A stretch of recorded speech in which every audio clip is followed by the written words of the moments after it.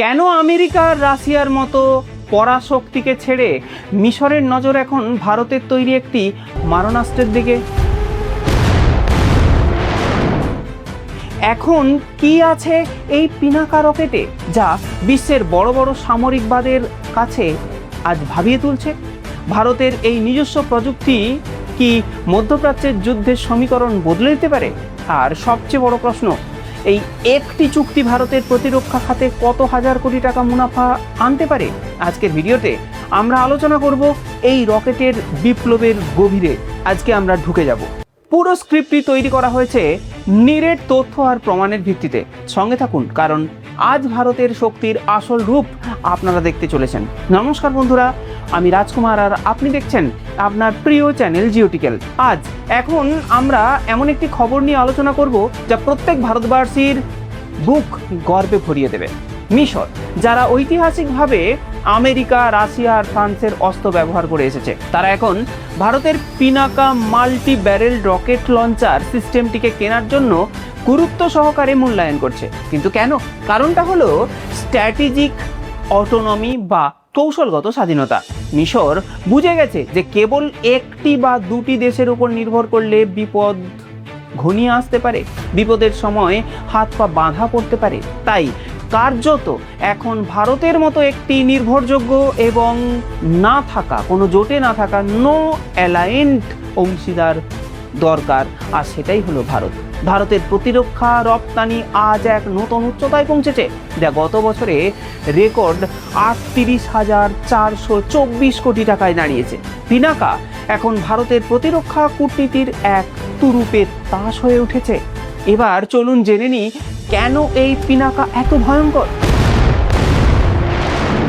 পিনাকা সিস্টেমটি ভারতের ডিআরডিও দ্বারা তৈরি। এর সবচেয়ে বড় শক্তি হলো কি জানেন? সব থেকে বড় শক্তি হলো ফায়ার পাওয়ার, গতি। একটি মাত্র পিনাকা লঞ্চার মাত্র সেকেন্ডে 12টি রকেট ছুটতে পারে। ভাবুন তো একবার, যদি বুঝেও যায়, বুঝে ওঠার আগেই পুরো এলাকা ধ্বংসস্তূপে পরিণত করে দেবে এই পিনাকা রকেট। আর কি নির্ভুলতা! হ্যাঁ বন্ধু, এই পিনাকা গাইডেন্স মিসাইল সিস্টেমের ভেরিয়েন্টে রয়েছে ইনিশিয়াল নেভিগেশন সিস্টেম এবং ভারতের নিজস্ব স্যাটেলাইট নেটওয়ার্কের সাথে যুক্ত।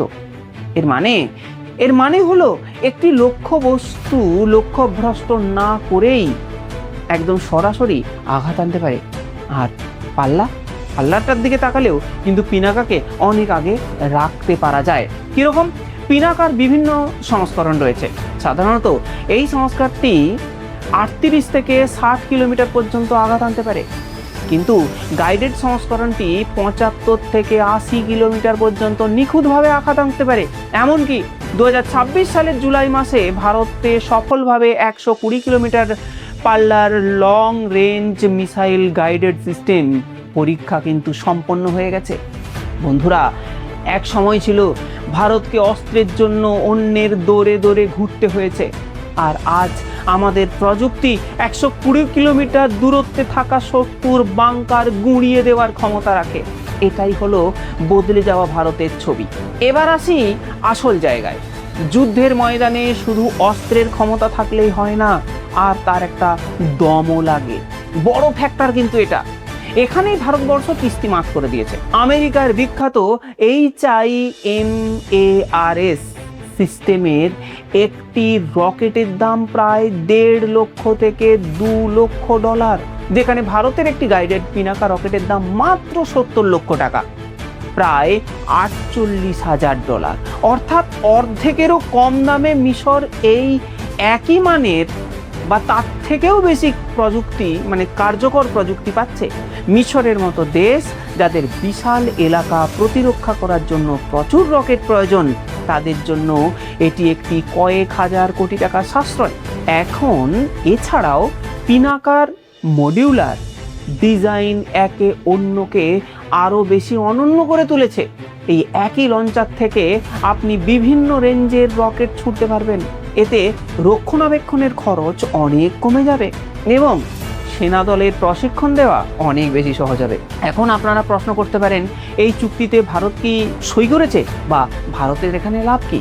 প্রথম কথা, যদি লাভের প্রশ্ন আসে, লাভ হলো অর্থনৈতিক মুনাফা। ইয়েস, অর্থনৈতিক মুনাফাই হচ্ছে সবার আগে। দেখুন, পিনাকা রকেট তৈরির জন্য নাগপুরের সোলার গ্রুপ ইতিমধ্যে ভারতের সশস্ত্র সেনাবাহিনীর কাছ থেকে 6,000 কোটি টাকার ঐতিহাসিক অর্ডার পেয়েছে। মিশরের সঙ্গে চুক্তি হলে এই মুনাফার অঙ্ক প্রায় দ্বিগুণভাবে বেড়ে যাবে। দ্বিতীয়ত হচ্ছে প্রতিরক্ষা রপ্তানির নতুন দিগন্ত। কীরকম? দেখুন, পিনাকা ইতিমধ্যেই আর্মেনিয়াতে সফলভাবে রপ্তানি করেছে ভারত। মিশর যদি এটি কেনে, তবে মধ্যপ্রাচ্য এবং আফ্রিকার বাজারে ভারতের প্রবেশ পথ আরও বেশি প্রশস্ত হবে। বিশ্বস্ততা কীরকম? যখন মিশরের মতো একটি শক্তিশালী সামরিক শক্তি ভারতের অস্ত্র বেছে নেয়, তখন বিশ্বের বাজারে ভারতের তৈরি প্রযুক্তির গ্রহণযোগ্যতা বহুগুণে বেড়ে যায়। এটা আর বলার অপেক্ষা রাখে না। আর সত্যিই কিন্তু তখনই আমাদের অস্ত্রের মার্কেট ভারতের জন্য একটি পথ সুগম করে দেবে। এছাড়াও কৌশলগত সম্পর্ক। দেখুন, এই চুক্তির ফলে মিশর শুধু পিনাকা নয়, ভারতের আকাশ মিসাইল এবং ব্রহ্মস কেনার ব্যাপারেও আগ্রহ দেখিয়েছে। বন্ধুরা, ভারত আজ আর শুধুমাত্র অস্ত্র আমদানিকারক দেশ নয়, আমরা এখন মেক ইন ইন্ডিয়া থেকে মেক ফর দ্য ওয়ার্ল্ডের সাথে হাঁটতে শুরু করেছি। পিনাকা এই গর্বের প্রতীক। এই রকেট সিস্টেমটি প্রমাণ করে যে ভারতীয় মেধা এবং প্রযুক্তি আজ বিশ্বের যে কোনো পরাশক্তির সমকক্ষ। আপনারা কি মনে করেন, ভারত কি 2030 সালের মধ্যে বিশ্বের শীর্ষ 5 অস্ত্র রপ্তানিকারক দেশের তালিকায় নিজেদের নাম লেখাতে পারবে? আপনার মতামত, মূল্যবান মতামত কমেন্ট করে অবশ্যই কমেন্ট বক্সে যাবেন। ভিডিওটি যদি ভালো লাগে তাহলে অবশ্যই লাইক করবেন। আমাদের দেশীয় প্রযুক্তি আর জয়গাথা সবার আগে শেয়ার করার জন্য আপনাকে অসংখ্য ধন্যবাদ। যদি না করে থাকেন, এখনই শেয়ার করে দিন। আর হ্যাঁ, প্রতিরক্ষা ও ভূ রাজনীতির এমন ইনডেপথ ভিডিও পেতে জিওটিক্যাল চ্যানেলটিকে যদি ইউটিউব থেকে দেখে থাকেন, অবশ্যই সাবস্ক্রাইব করতে ভুলবেন না। আর যদি ফেসবুক থেকে দেখে থাকেন, তাহলে অবশ্যই ফলো করতে ভুলবেন না। আজকের মতো এখানেই শেষ করছি। জয় হিন্দ, বন্দে মাতরম।